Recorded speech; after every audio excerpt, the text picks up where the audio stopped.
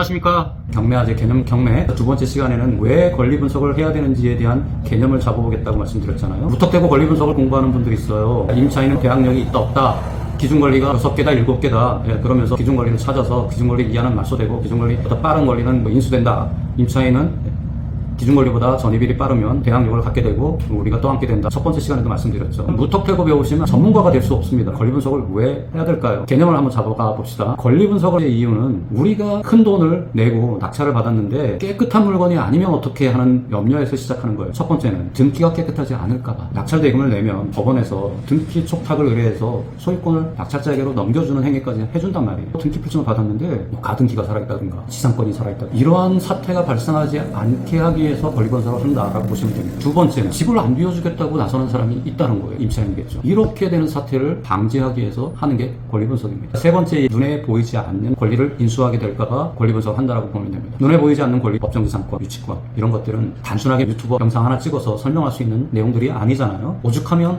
특수경매 학원이 별도로 있겠습니까? 세 번째인 유치권과 법정지상권에 대한 건 여기에서는 제하고 말씀을 드리겠습니다. 그럼 첫 번째, 깨끗한 등기를 원해서, 두 번째, 보증금을 돌려달라고 요구하는 임차인이 없는 물건을 고르기 위해서 권리 분석을 한다라고 보시면 되겠습니다. 등기 깨끗해지느냐 아니냐는 사실 그냥 외워서도 가능하잖아요. 그죠? 기준권리 플러스 1 권리 찾으시면 되죠. 이건 외워야 됩니다. 압류, 가압류, 저당, 근저당, 가등기 담보, 강제 경매, 개시결정 등기 6개 플러스 1 전세권이죠. 전세권은 왜 플러스 1이라고 하냐? 전세권은 어떤 때는 기준권리가 되고 어떤 때는 기준권리가 아닐 수도 있기 때문에 그렇습니다. 전세권은 늘상 기준권리가 아니기 때문에 플러스 1 이렇게 기억하시면 되겠죠. 이런 권리들이 가장 빠르게 있을 때 그 권리가 기준권리가 되고 그 기준권리보다 빠른 권리는 인수하고 그 기준권리보다 늦은 권리들은 다 기준권리와 함께 사라진다. 소멸주의. 이렇게 하면 등기가 깨끗해지는지에 대한 여부를 확인할 수 있잖아요. 초등학교만 나와도 할 수 있는 권리 분석이에요. 그러니까 이는 차별화를 만들 수가 없는 내용이죠. 경매 권리 분석을 왜 해야 되느냐의 가장 주안점은 두 번째, 임차인인 거죠. 그러면 임차인을 왜 두려워해야 됩니까? 그때가 언제일까요? 주택임대차보호법이, 상가건물 임대차보호법이 만들어졌을 때 그때였습니다.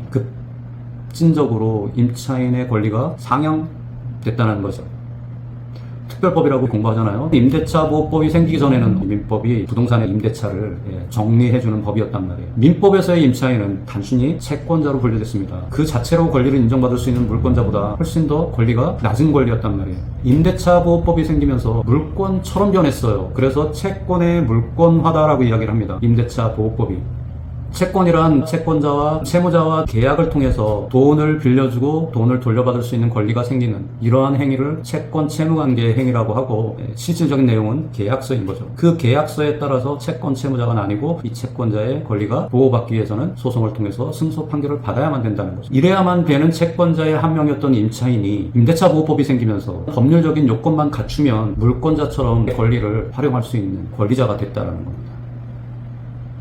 조선시대 때 상놈의 신분을 가졌던 사람이 양반의 신분으로 탈바꿈하는 것과 같은 그런 천지개벽적인 내용이었던 거죠. 양반의 반열에 오른 두 명을 알고 있습니다. 첫 번째는 세종대왕 때 장영실, 그죠? 장영실 그분이 많은 것들을 만들어내가지고 그 공로를 인정받아서 세종대왕님이 양반으로 승차시킨 걸로 알고 있습니다. 그 후에 선조임금 때 허준이 많은 공을 세우고 왕실의 가족들의 병을 고쳐주면서 인정을 받아가지고 또 당상관으로 승차하죠. 왕명이라 그래서 신하들이 반대하지 못하도록 대권으로 양반으로 승차시켰던 걸로 기억을 하고요. 영화 천문이라든가 그쵸, 동의보감 드라마를 통해서 본 기억이 납니다. 계급사였던 조선시대 때도 계급의 벽을 뛰어넘는 사람들이 있었잖아요. 갑자기 양반의 반열에 올라간 거잖아요. 그런 것처럼 채권자인 이 사람들을 갑자기 특별한 법을 만들어가지고 물권자처럼 대우해 하고서 그냥 법을 탁 만들어버린 거죠. 그래서 이걸 특별법이라고 부르는 겁니다. 그래서 민법인 일반법 상위법이다라고 얘기하면서 주택이 상가 건물의 임차인들을 보호한다는 거죠. 자, 이해되시죠? 이런 특별한 법에 의해서 보호받는 자들이 임차인이기 때문에 경매하는 사람들에 있어서는 굉장히 주의해야 될 요주의 인물들이 되는 거죠. 이 요주의 인물들을 분석하는 게 사실 경매 권리 분석의 전부 다라고 볼 수 있습니다. 임차인을 분석하지 못하면 권리 분석을 정확하게 할 수 있다라고 볼 수 없다라는 거죠. 임차인을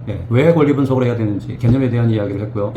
핵심에는 임대차 보호법이라는 게 존재한다는 걸 이야기 드리는 겁니다. 임대차 보호법을 정확히 꿰뚫어 보실 수 없다면 권리 분석을 정확히 할 수 없다라는 이야기와 동급이 된다라고 생각하시면 됩니다. 그래서 주택임대차보호법, 상가건물 임대차법을 그렇게도 열심히 공부하는 이유가 되겠습니다. 그래야 입찰하는 우리 입장에서 특별한 법으로 보호받는 임차인의 실체를 바라볼 수 있게 됩니다. 그리고 그가 가진 권리를 내가 어떻게 리스크 해칭을 해나갈 수 있을지, 인수하면서 어디서까지도 수익을 낼 수 있는지에 대한 권리 분석의 핵심에 다가설 수 있다는 겁니다. 오늘은 여기까지만 하고 다음 3편에 임차인을 제대로 바라보는 이야기를 하고 그 다음에 주택임대차보호법을 한번 개념적으로 설명을 한번 드려볼까요? 조문을 읽고 개념적으로 어떻게 이해하는지에 대한 주택임대차보호법에 대한 또 상가건물 임대차보호법에 대한 해설까지도 계획을 하고 있습니다. 기다려주시고요. 정리하면 경매 권리 분석의 핵심은 임차인이다. 왜 임차인을 정확히 꿰뚫어 봐야 되는지 그 배경에는 특별한 법인 임대차보호법이 존재한다. 개념적으로 설명한다면 그 임대차보호법이 단순히 채권자였던 임차인을 물권자로 변화시키고 있다. 그래서 그걸 채권의 물권화다라고 이야기합니다. 이것 때문에 권리 분석을 한다라고 보시면 되겠습니다.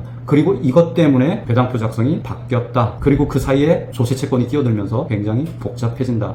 이거는 주로 공매에서 많이 이루어지는 부분이라 조세채권 법정기일 당해세 궁금하신 거는 공매화재 TV를 시청하셔서 궁금증을 해결하시면 되겠습니다. 경매화재일 때는 그 조세채권에 대한 얘기는 좀 빼고 가겠습니다. 왜냐면 중복되니까. 개념경매 3편을 또 기다려주시면 임차인에 대해서 한 번 더 이야기를 하고 그 다음에 임대차보호법 해설을 준비해서 다시 찾아뵙도록 하겠습니다. 영상이 하나밖에 안 올라가서 구독자가 많이 부족하니까 구독 많이 눌러주시고 좋아요도 열심히 눌러주시면 힘을 얻을 것 같습니다. 물론 학원에서 열심히 배우시겠지만 그거 배운 것들을 토대로 해서 저의 개념에 대한 이야기들을 들으시면 이해되지 않던 것들이 쏙쏙쏙 이해되실 가능성이 높아요. 제 것만 보라고 하지 않습니다. 다 보시고 이해 안 되는 부분들이 있을 때 그럴 때 키가 개념입니다. 개념을 이해하실 수 있도록 도와드릴 테니까 많이 찾아와 주시기 바랍니다. 감사합니다.